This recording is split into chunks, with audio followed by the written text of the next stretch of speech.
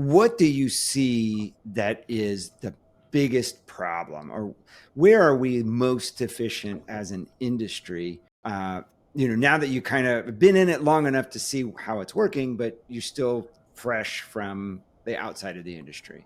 Yeah, I mean the biggest deficiency is really tough to pin down, right? I mean, it's you've got so many small businesses, right? That you have some that have really inefficient processes, some that don't have highly skilled people or highly trained people, and then some that have all of that, and then you've got all the mixes in between. So, I'm big on having the right people, building the right processes around them, because it all starts with people. You can't have a good process and you don't have the right people.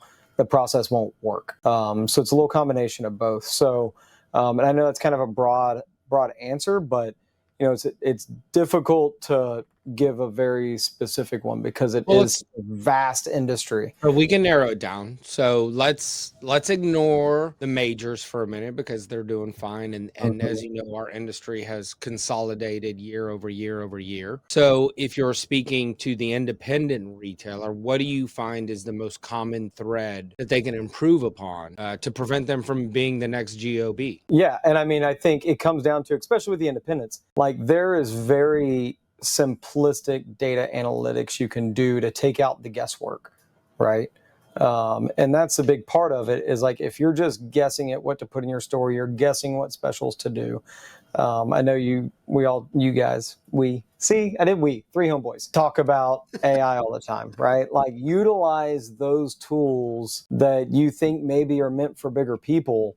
Like you can do so much with an Excel file and Chat GPT to make your business run more efficiently. And for those small independents, it's doing that, right? And not getting, I think the biggest thing that I see is like getting stuck in the rut where you've got the same independent doing the same thing every time and they're just doing okay, but they don't really know they're out of business yet. Or they do kind of know they're out of business, but they don't know how to pivot and make that move. So, like furniture's furniture and art is art. And if you're only presenting it in that way, then it's going to get stagnant and stale. And like if I owned a retail store, I would be constantly changing all the time and leaving consumers guessing at what's next. And so I think like there's not a lot of mystery for me with what some of the retailers are doing. And the ones that do really well kind of build that in.